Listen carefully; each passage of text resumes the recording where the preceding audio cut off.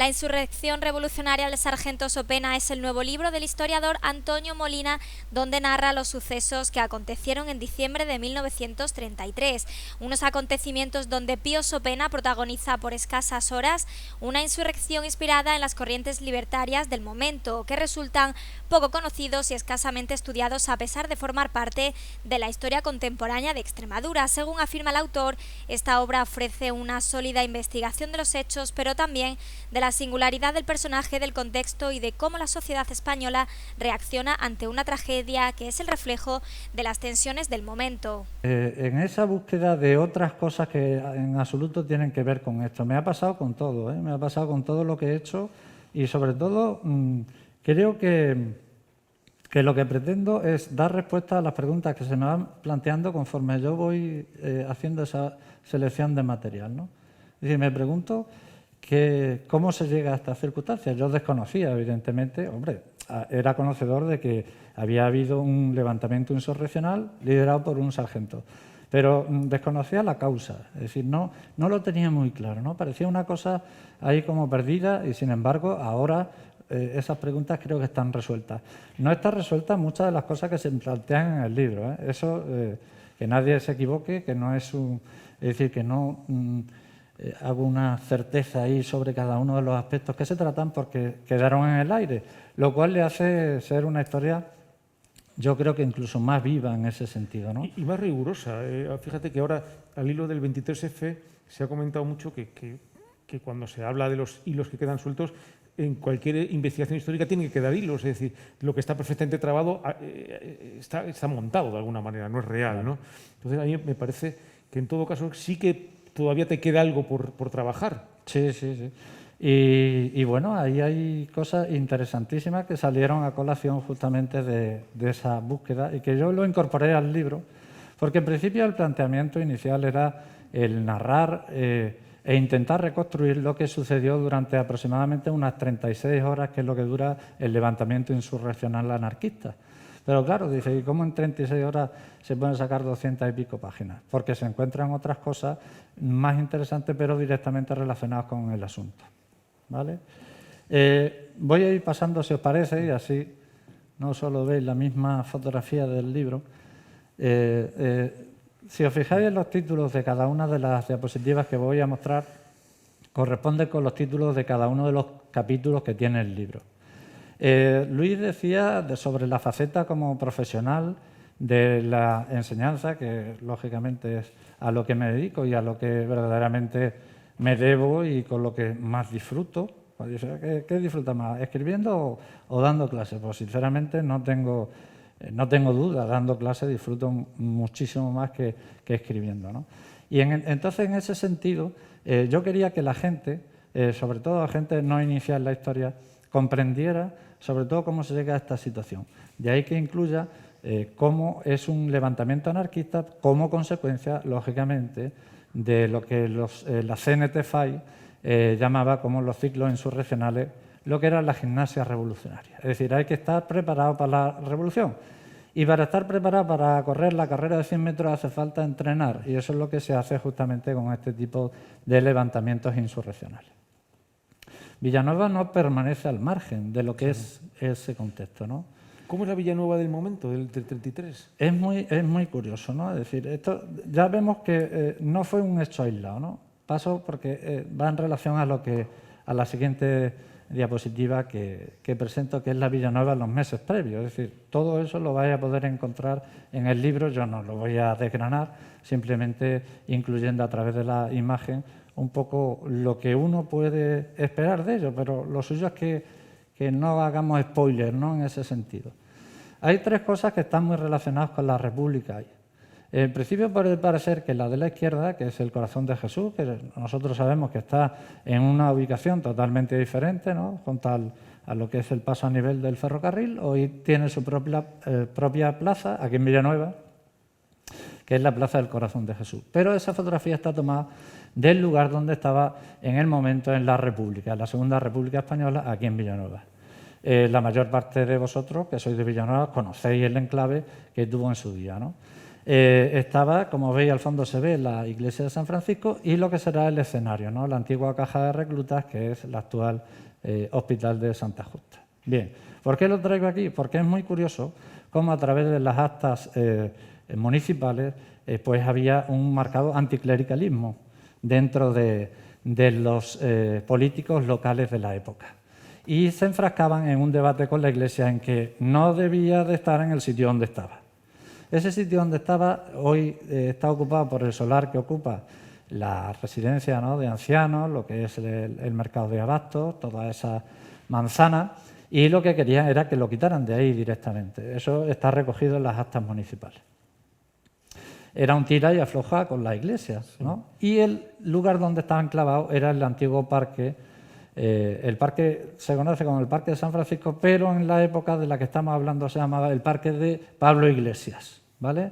Igual que la calle de San Francisco, en esta época, donde descubrimos la historia, se llamaba Pi Margal, es decir, clara referencia a gente que estaba muy vinculada con el espíritu republicano, ¿no? Había algunas cosas curiosas que se sacan de los archivos municipales. Por ejemplo, había políticos que decían, y están recogidas en las actas plenarias, que eso de tocar las campanas de la iglesia, ¿qué era eso? Sí, que ¿cómo se podía consentir que tocaran las campanas de la iglesia? ¿Vale? Es decir, ese marcado anticlericalismo que está creciendo en la Villanueva de la República y también, ¿no? Sí. Que se había iniciado incluso antes, ¿no? Durante, por ejemplo, 1909, en la Semana Trágica de Barcelona, ¿no? Claro, porque Villanueva también era una localidad pujante en Extremadura. Efectivamente. Claro, eso implicaba a la fuerza, claro, mayor conflictividad social. Sí, sí. Tenía un tejido industrial y comercial y, hombre, tenía un peso, la verdad, desde el punto de vista económico, bastante importante, ¿no? La de en medio corresponde al escudo de la República, que todavía se conserva en uno de los puentes sobre el río Guadiana, aquí en Villanueva, ¿vale? Es uno de los pocos escudos de la República que se han salvado después de toda una dictadura, seguramente por el lugar en el que está enclavado, que no se le hizo ni caso y entonces ha permanecido. Y luego esta fotografía es muy importante porque era del alcalde de la República en el momento en que suceden los acontecimientos del levantamiento insurreccional.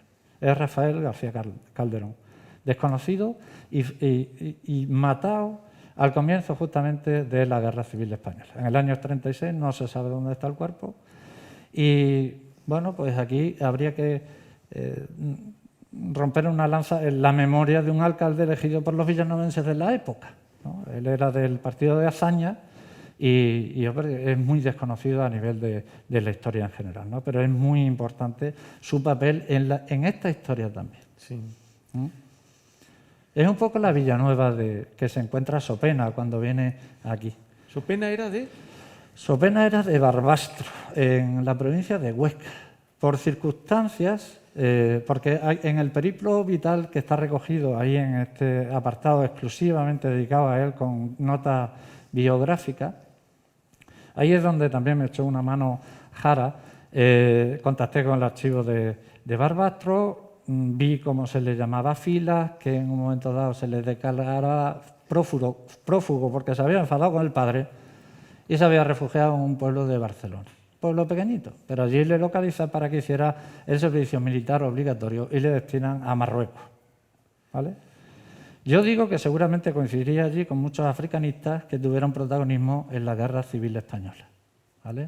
Ahí incluso se le condecora por alguna participación en un momento puntual, como puede ser el Barranco del Lobo, que fue, bueno, hasta que el desembarco de Alucemas, ¿no? Hubo determinados momentos dramáticos para el ejército español y él encuentra lo que no tenía, que era una familia, lo encuentra en el ejército.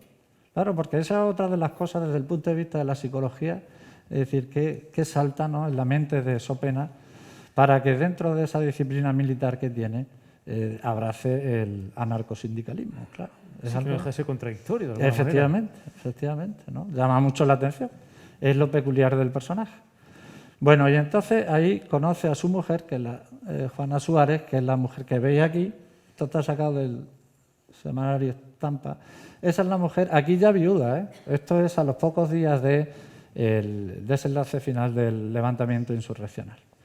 Ella trabajaba en Ceuta, trabajaba para el que fuera alcalde de Ceuta, el primer alcalde republicano, trabajaba su madre también en el servicio doméstico, y entonces se casa con Sopena y a él le trasladan a Algeciras, ¿vale? Él ya va un poco madurando esa ideología anarquista y demás. Y le trasladan a Sevilla, y en Sevilla ya le expedientan justamente por algún movimiento que ya trató de hacer, ¿no?, de algún tipo de levantamiento que fuera en contra de la disciplina militar, ¿vale?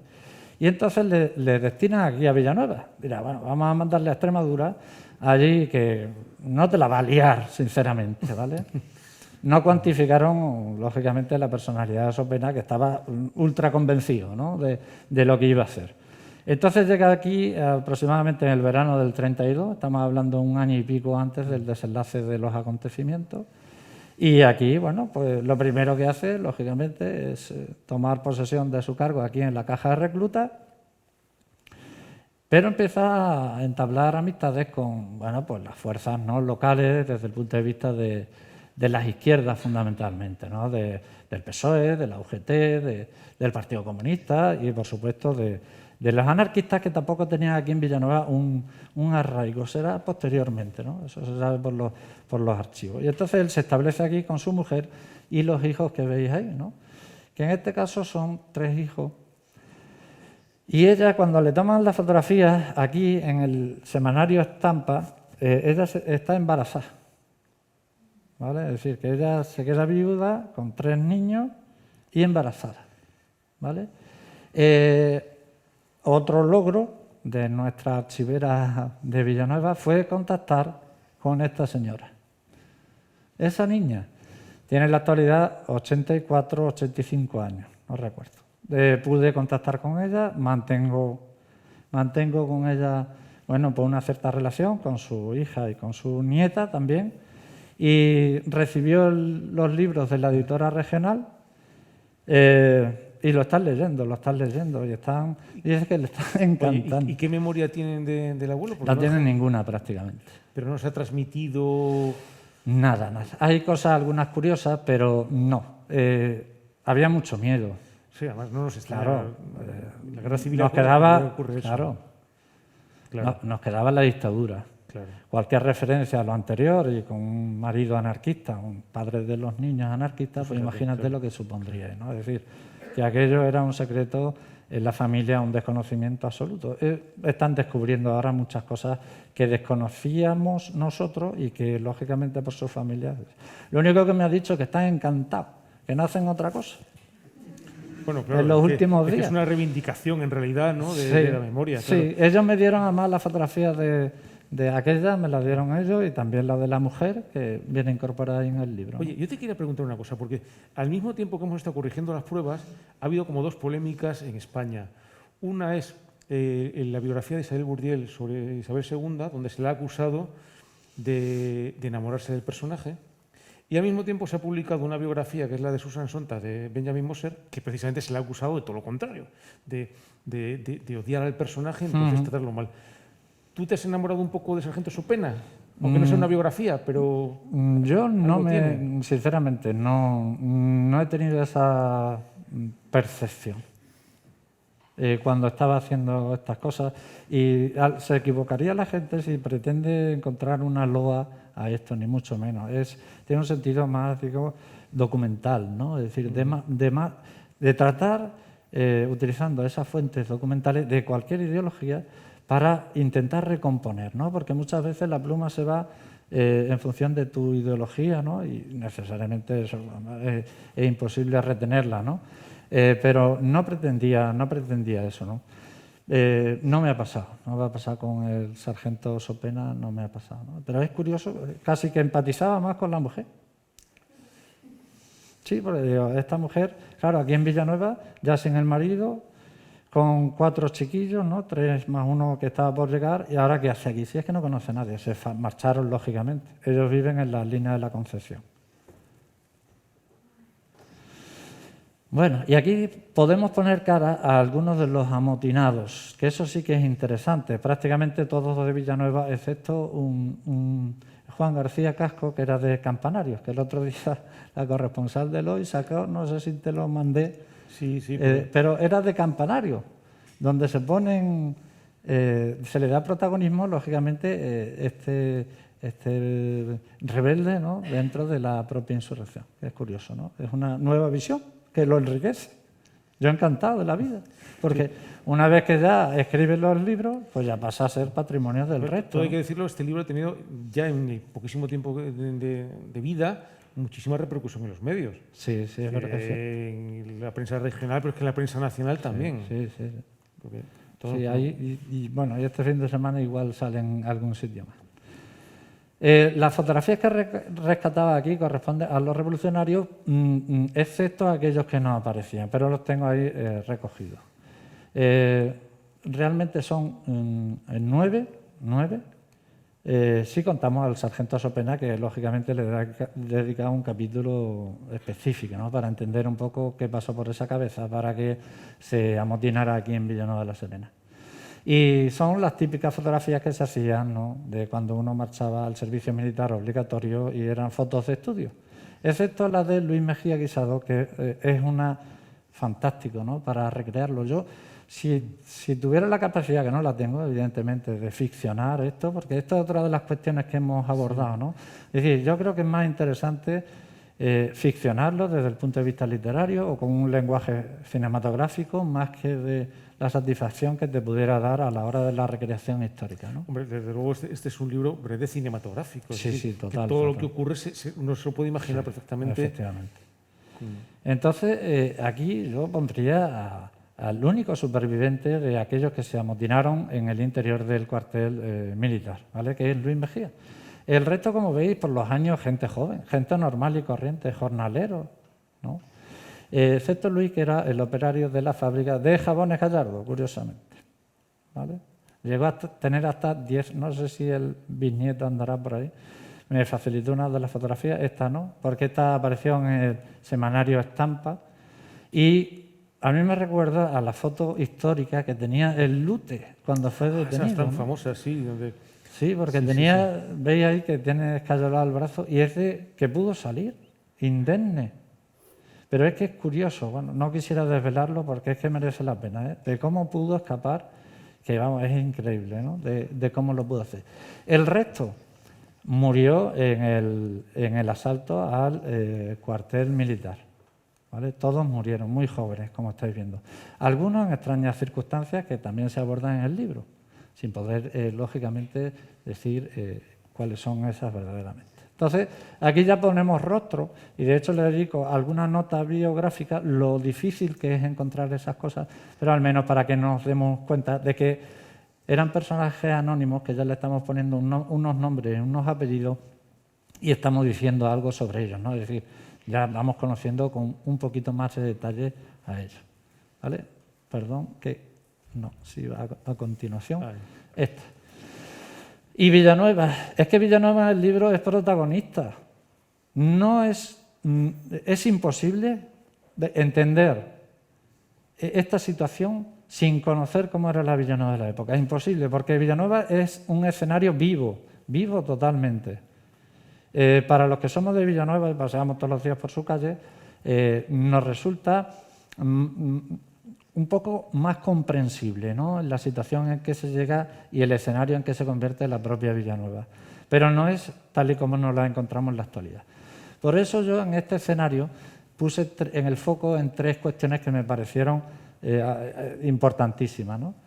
La primera es la propia caja de reclutas, que juega un protagonismo enorme desde el punto de vista de su dinamismo como escenario. Todos los que hemos pasado por el hospital, ¿no?, de Santa Justa, incluso en la infancia hemos recibido clases allí, conocemos cómo es, y eso tiene unos muros enormes, ¿no?, enormes, del antiguo convento que era en su día, y es casi laberíntico. Sí. Con lo cual es complicado entrar directamente en un espacio, ¿no?, que fuera diáfano y arrestar a la gente que estaba o que había protagonizado, lógicamente, en las horas de insurrección, ¿vale?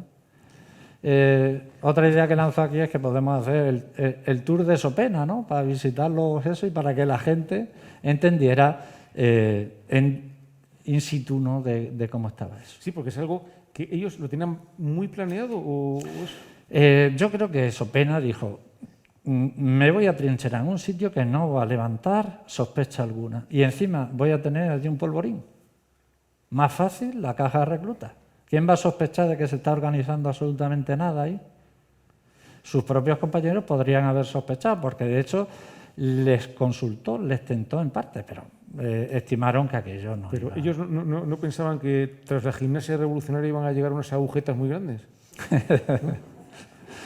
Bueno, yo creo que estaban henchidos de, no sé, de euforia y les llevó, claro, porque eso es, no sé, un sentido kamikaze, ¿no? De hecho, hay algún momento en que se trata así por la prensa. Se dice de otra manera, pero bueno, yo no me lo creo tanto. Sobre todo cuando salen dos que yo creo que se van a rendir literalmente y reciben lo que recibieron, ¿no? En esa salida. La fotografía esa, estoy enamorado de esa fotografía y de Pesini, que fue el autor de esa fotografía. Buenísima, veis ahí la silueta de los guardias civiles. Uno apostaba en una esquina, el otro parapetado, ¿no? Porque podía recibir la descarga de los revolucionarios en ese antiguo paseo de San Francisco o paseo de Pablo Iglesias, que era como se llamaba. Y además con la niebla, era diciembre, no lo olvidemos, ¿vale? Entonces todo eso lo llena de un espectáculo, digamos, dramático, ¿no? Que se une a eso. Y este de aquí, que es veréis, esto de aquí, que era hasta hace relativamente poco tiempo una sucursal bancaria, ahí en la calle de San Francisco, es donde está apostado el guardia civil aquí. Es decir, estaría mirando hacia la caja recluta, que la tendríamos allí al fondo. Es muy importante porque ahí estaba situado el antiguo Café Liceo Villanovense. ¿Por qué es importante la historia? Porque ahí, entre otros lugares, también en la Casa del Pueblo de Villanueva, de la agrupación socialista, y ahí en la Cafetería Liceo, buscaba adeptos. Sabía que era un sitio donde se reunía gente, peyorativamente se ponía, de ideas avanzadas. Es decir, eran anarquistas, jornaleros, socialistas, republicanos. La verdad es que en ese panorama el que menos pegaba era Sopena. Sí. Entonces, el escenario es muy, muy importante, ¿vale? Y luego, aquí es donde empiezo yo a escribir. Esto era lo que en principio me preocupaba, ¿no? Es decir, cómo recreo yo lo que verdaderamente pasa durante ese transcurso de tiempo, ¿no? Que viene a ser como unas 36 horas, ¿no? Desde la noche del sábado hasta la mañana del lunes.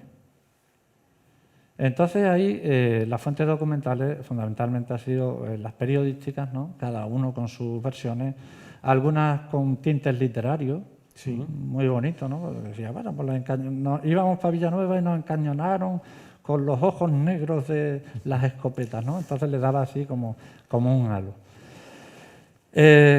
Eso está recreado, es decir, las 36 horas, no voy a hablar de ellas, ¿vale? Pero sí fueron horas muy, muy tensas, tanto para los que estaban allí como para los que estaban fuera, como para los vecinos de Villanueva, os podéis imaginar, ¿no? Allí estaban a tiro.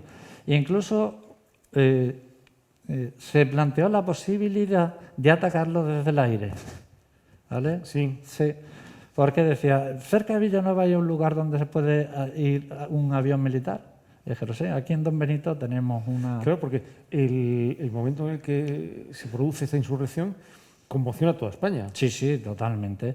Además hay un gabinete de crisis, ahora lo comentaré cuando pasemos por el tema de los ministros que tenían competencia en el asunto, ¿no? Es decir, que era de una trascendencia nacional. Y además quería que se resolviera. Porque claro, estaban atrincherados, las noticias llegaban, los teléfonos, los cables, los telégrafos, ¿no? Es decir, estaban llegando noticias a las redacciones de los periódicos que en Villanueva hay una buena monta y no hay forma de solucionarlo, ¿vale? Os podéis imaginar la tensión que había ese domingo, ¿no? Tanto de la gente aquí en Villanueva como fuera de ella, ¿no? Que estaban expectantes a ver cómo se podía resolver este asunto, ¿no? Que era gravísimo. En la presentación, no sé por qué ha saltado aquí una, porque no penséis, falta una diapositiva que es la que corresponde también a las fuerzas del Estado, al Ejército, a la Guardia Civil, que también tiene su protagonismo. Lo tengo incluido, va justamente después de los insurrectos, para que veamos la otra cara, evidentemente. Sí, porque, y además yo creo que eso lo hace Antonio muy bien en el libro, esto es una tragedia. Es una tragedia donde mueren de ambos lados Sí, sí. y que una vez más, en muchos casos, aquellos más débiles son los que van a sufrir, es decir, los digamos, cargos inferiores y en ese sentido, efectivamente, hay una reivindicación que me parece muy justa de todos aquellos que participaron. Claro, porque al fin y al cabo los primeros guardias civiles que se acercan a lo que es la caja de recluta se encuentran algo inesperado totalmente. Y además uno de ellos, nada más llegar, le matan directamente. ¿Vale? Queda allí tumbado en el suelo, en las afueras de lo que es la caja de recluta, y un compañero suyo que iba queda herido y el sargento Redondo es el que se libra en primera instancia. En esa ofuscación intenta que le ayuden un vecino, le da una escopeta y no espera recibir refuerzos, ¿no?, para intentar abordar y darle una solución a este asunto, ¿no? Y media hora más tarde pierde la vida también. Es decir, que 2 guardias civiles antes de nada habían perdido la vida. Con lo cual os podéis imaginar, ¿no?, cómo se ponía ya la cosa. El paso que se había dado ya era un paso decisivo, ¿no? Es decir, ya no había prácticamente vuelta atrás en aquel asunto, ¿no? Claro, la cosa se ha puesto tan fea que hay que echar mano de la Guardia de Asalto, que tenía un destacamento en Don Benito, también vinieron números de Don Benito, de la Guardia Civil, y por la tarde llegará del Ejército procedente de Badajoz, ¿vale?, que había que solucionar este problema que se le había ido completamente de las manos, ¿no? En el transcurso de eso, la cuestión es decir, ¿Sopena contaba con apoyo fuera del edificio? Evidentemente los contaba. De hecho, se produce una serie de arrestos en determinados lugares de Villanueva, en concreto estratégicamente lo que era el paso a nivel, ahí se encontrarán 4, y luego lo que vendrá, bueno, pues también es una larga lista de arrestados, ¿no?, que se entendían que de alguna u otra forma, por participación directa o simplemente por omisión o conocimiento de lo que podía acontecer, pues fueron detenidos, ¿no? Bueno, en esta imagen veis ahí que un título un poco literario en ese sentido, ¿no?, de convertirlo en una hazaña en absoluto. Los títulos, sobre todo los últimos, los he sacado de los discursos, de los debates políticos que tuvieron lugar una vez que se resolvió, ¿no?, la situación que estamos analizando, ¿no?, eso de envueltos en lodo, lágrimas y sangre, ¿no? En la imagen tenéis ahí los compañeros de Sopena, que en primera instancia fueron retenidos en el cuartel militar. Sopena, cuando vio el tema de la Guardia Civil, dijo: no quiero implicar más a mis compañeros, y lo dejó salir, ¿vale? Es decir, dentro de esa teórica, entre comillas, locura revolucionaria, tuvo momentos de lucidez, sobre todo de educación o de respeto hacia los compañeros, ¿no?, a los compañeros militares que había allí encerrados con él, ¿vale? Y luego la fotografía de la derecha, que veis ahí, no se ve muy bien, muchos de vosotros los conocéis, es cuando están bajando el cadáver del sargento Sopena en la camilla. A Sopena en principio se le daba por desaparecido también cuando se resuelve esto. Hay unas horas ahí de incertidumbre, que eso lo recoge la prensa, en la cual dice que Sopena ha huido, igual que le pasó a Mejías, ¿no?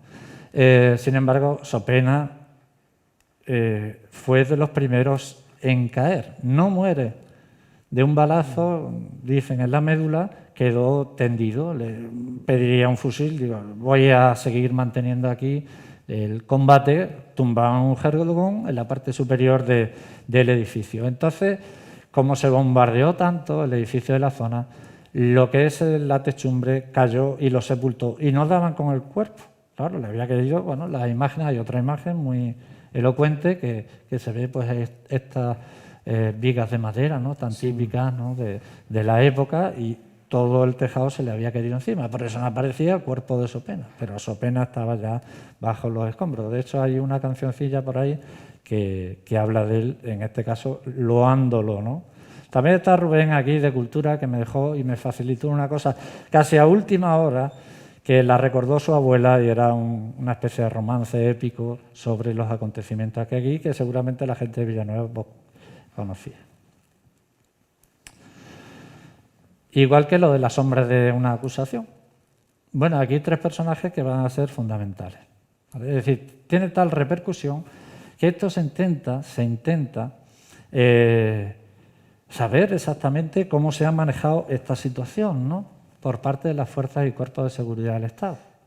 Porque empieza a salir un fantasma que se repite justamente en las declaraciones, que es el fantasma de casas viejas, ¿no?, en Cádiz. Es decir, a lo mejor un uso desmedido de la fuerza. Y aquí tenemos tres personajes que son fundamentales. Veis ahí Diego Martínez Barrio, Manuel Rico Abello, ministro de la Gobernación, ministro de la Guerra, y Juan Simeón Vidarte, un diputado socialista de Llerena, extremeño. Vidarte vino nombrado por el PSOE en una delegación a los pocos días de suceder esto para que se enterara de primera mano qué es lo que había ocurrido. Y entonces en las declaraciones de la gente tuvo algunas cosas que le resultaban un poco extrañas. Y de hecho se sacará en el periódico El Socialista un artículo que fue secuestrado a las poquísimas horas de salir, en la cual ya se sembraba una duda, por eso lo de las sombras de la acusación, de la muerte de 4 de los miembros que habían acompañado a Sopena en el interior de la caja de reclutas. Sí, ¿vale? A mí esto que cuentas me parece muy interesante porque en realidad el libro no concluye con los acontecimientos, sino que en realidad eso es un parteluz y a partir de ese momento el libro continúa con algo muy importante, que es la repercusión que tiene. Y si antes hemos dicho que es un poco un libro cinematográfico, si antes era una película de acción, ahora es una de esas películas judiciales donde aparece, claro, un debate de ideas muy potente. Muy potente, efectivamente. ¿Qué ha ocurrido y por qué? ¿Y qué hay detrás de lo que ha ocurrido? Sí. Lo que en realidad nos vuelve a poner un poco de cara a nuestra realidad. Y además presentas un personaje que ya lo hemos comentado más de una ocasión, que es un personaje que merece una novela, una biografía ficcionada, como hemos dicho, que es Juan Simeón Vidarte, un personaje muy interesante, que muere en el exilio y que forma parte de ese nuevo panteón que es necesario rescatar. Exactamente. Es bueno, eso lo vas descubriendo, ¿no?, conforme vas avanzando en las investigaciones. Entonces, claro, había aquí una cosa que era muy interesante y que yo no me acababa de creer, que era que el Partido Socialista mandara aquí a Villanueva de la Serena a ver y averiguar a través de una delegación de 3 miembros del partido para ver realmente lo que había ocurrido. Conocía que entre esos 3 estaba Vidarte, estaba un diputado del PSOE que era de apellido Rubio y un tercero. Claro, en el artículo del cual hablaré a continuación, del Socialista, siempre se dijo que ese artículo estaba firmado por Juan Negrín, ¿vale? Entonces, Juan Negrín te cuenta lo que había ocurrido, saca sus propias conclusiones en ese artículo. Entonces, cuando yo leí las memorias de Vidarte, y decía lo siguiente, ¿no? Bueno, pues tuvimos que ir a Villanueva para averiguar lo que había sucedido. Realmente íbamos el diputado Rubio, un redactor del Socialista y yo mismo. Claro, entonces había una cosa que no me cuadraba. Digo, ¿cómo será posible que Vidarte no se acuerde del nombre de Negrín? Eso no puede ser. Si Negrín ya era una personalidad muy importante dentro del PSOE, ¿cómo va a decir...? Y un redactor. No, hombre, no. Afortunadamente, luego me encontré una tesis doctoral de Teixeira sobre Vidarte, en el cual ya sí que ponía nombre a la tercera persona, que era el redactor del Socialista, ¿vale?, que era un tal Oliveira. Entonces, llegado a este extremo, ¿quién firma en el Socialista ese artículo de denuncia? Negrín, lo hace Negrín. Pero Negrín no estuvo en Villanueva. A Negrín se lo contaron, ¿vale? Y es lo que hizo ponerlo en el Socialista. Pero como nombre de prestigio, claro. Efectivamente. Entonces, claro, hay todo un proceso de encausamiento a Negrín porque está haciendo una acusación evidente, ¿no?, hacia la forma de cómo se resolvió este asunto. El otro día te lo comentaba, es una sospecha. Evidentemente, un historiador que se precie no puede andar con sospechas. Es simplemente una apreciación porque si no, habría que documentar eso, ¿no? Me imagino que Negrín asumiría la autoría, que es posible que lo fuera, sobre todo porque había una cosa que parapetaba un poco el golpe, que era su condición de diputado y por lo tanto de aforado como tal, ¿no? Entonces, ¿él asume la autoría de ese artículo? Lo asume. De hecho, el director del periódico El Socialista dice que es Negrín. Cuando le preguntan a Negrín si él ha escrito ese artículo, él dice que sí. Con lo cual, hay que creer que fue él. Esta es la fotografía que os decía anteriormente del capítulo que hay justamente anterior a y que se ha trastocado por las cuestiones que sean, ¿no? Que eran las fuerzas del orden. Estas dos fotografías las tengo sacadas del periódico de la portada del ABC, ¿vale? Y aquí ponemos rostro. La fotografía de Apolinar Gutiérrez, de 23 años, que es el primero que cae en esa refriega inicial, es un poco dramática, porque al parecer, según dice el ABC, estaba casi a punto de casarse, muy jovencito, y el otro pues deja, no sé si tenía 4 o 5 hijos. Hay algunas fotos de su entierro muy interesantes, ¿vale? En algunas publicaciones se confunde Carlos Redondo con el propio Sopena, pero no. Y aquí tenemos el antetítulo del artículo que escribió Negrín, donde acusaba. A ver, he procurado hacer una cosa que creo que era necesaria, que es transcribir literalmente, sin tocar una coma, de lo que Negrín dijo en el artículo del Socialista. Que cada uno saque sus consecuencias, evidentemente. Yo he sacado las mías y son las que le he recogido en el libro, ¿no? Claro.